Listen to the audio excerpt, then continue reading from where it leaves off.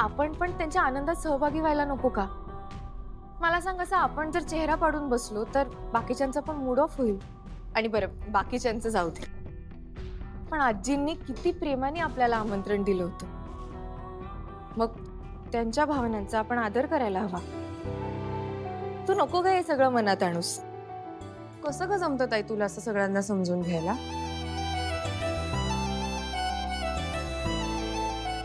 ताई, मला तुला काहीतरी विचारायचंय. आता काय? ये बस. अगं अगं बस ना. बोल. ताई, एजंटचं दुसऱ्याच कोणाशी तरी लग्न होतंय, ह्याचं तुला अजिबात वाईट वाटत नाही का ग? नाही का? म्हणजे ताई बघ ना, गेले कित्येक दिवस ह्या ना त्या कारणाने तुम्ही एकमेकांना भेटत होतात. या सगळ्यांमध्ये तुमच्यात काहीतरी तरी आठवणी तयार झाल्या असतील ना? तुला त्या सगळ्याचं पण काही वाटत नाहीये? आज जर एजे आणि तुझं लग्न झालं असतं तर जे कौतुक श्वेताचं होतंय ते तुझं झालं असतं. तुला ह्या विचाराने पण काहीच वाटत नाहीये? अजिबात नाही रेव. अगं म्हणजे मुळात एजेंशी लग्न करायची किंवा त्यांच्या 3 सुनांची सासू व्हायची माझी अजिबात इच्छा नव्हती. त्यामुळे आता श्वेताचं कौतुक होतंय हे बघून मला वाईट का वाटेल? आणि तुला असले काय प्रश्न पडतात ग? काही विचार करत असतेस. बरं जाऊ दे, तुला भूक लागली असेल ना?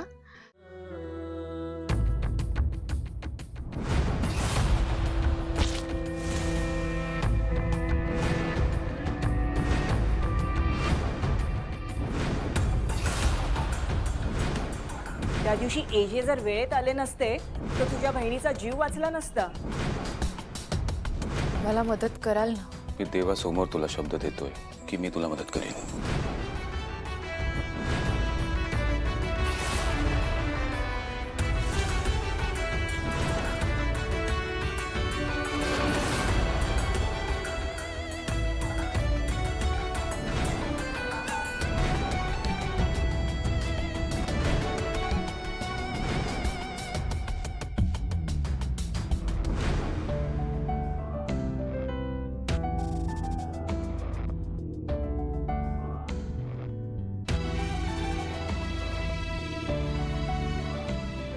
मला रडायला काय येतंय?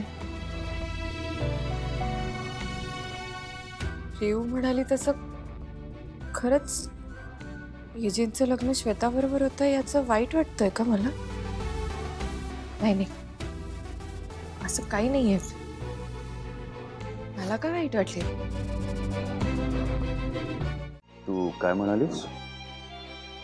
एजे. पण तू तर मला कुठल्या तरी वेगळ्या नावाने हाक मारायचीस. कारण तेव्हा मला तुम्ही खूप खडूस आणि परके वाटायचं. पण आता मला असं वाटतंय की एकमेकांची भांडता भांडता आपण एकमेकांना ओळखायला लागलो. आणि ही ओळख काही अशी वरवरची नाहीये, तर एकमेकांचे चांगले वाईट गुण, एकमेकांचे मुद्दे कळायला लागलेत आपल्याला.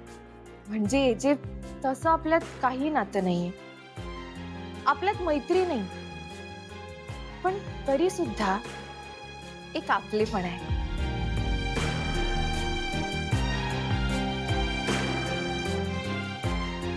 आपण कधीच असे आपण होऊन किंवा आनंदाने भेटलो नाही, कायम नियतीनेच आपली भेट घडवली. पण असं जबरदस्तीने भेटून का होईना, पण मला असं वाटतं आपल्यात काहीतरी नातं निर्माण झालं.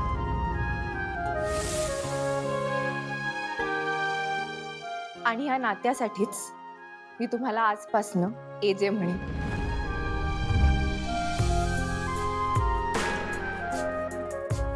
Thank you AJ. थँक्यू का? आजवर तुम्ही माझ्यासाठी जे काही केलंय ना, त्या सगळ्यासाठी. मेहंदीच्या दिवशी खरं तर मीच पळून गेले होते, पण तुम्ही ते कोणालाच सांगितलं नाही. जर तुम्ही खरं सगळ्यांना सांगितलं असतं तर माझी आणि माझ्या कुटुंबाची खूप नाचक्की झाली असती.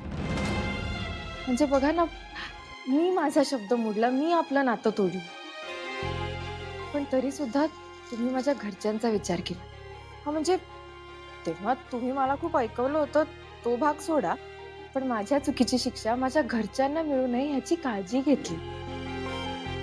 ह्या सगळ्यासाठी खरंच thank you Vijay. All the best for future. काळजी घे. तेच ना, पण एजंटनी मैत्री श्वेताशी करायला हवी ना, लीलाशी का करताय? हा सगळा मला त्या लीलाच्या आईचाच प्लॅन वाटतोय. म्हणजे ती लीलाची आई इथे एजे आणि श्वेताचं लग्न मोडायला आली. मग कशावरून एजे आणि लीलाची जवळी हा तिच्या प्लॅनचाच भाग नसेल? मला तर ना वहिनी कळतच नाहीये, इतका स्ट्रेस येतोय ना. म्हणजे हे लग्न आहे की कुठली सस्पेन्स थ्रिलर मूवी? एजंटचं लग्न नक्की कोणाशी होणार आहे? लीलाशी की श्वेताशी? मला तर आता खरंच भीती वाटायला लागली. उद्या जर खरंच एजे आणि लीलाचं लग्न झालं तर? काही झालं तरी मी तसं होऊ देणार नाही. करू देत. त्या लीलाच्या आईला जितके प्लॅन करायचे ते करू देत.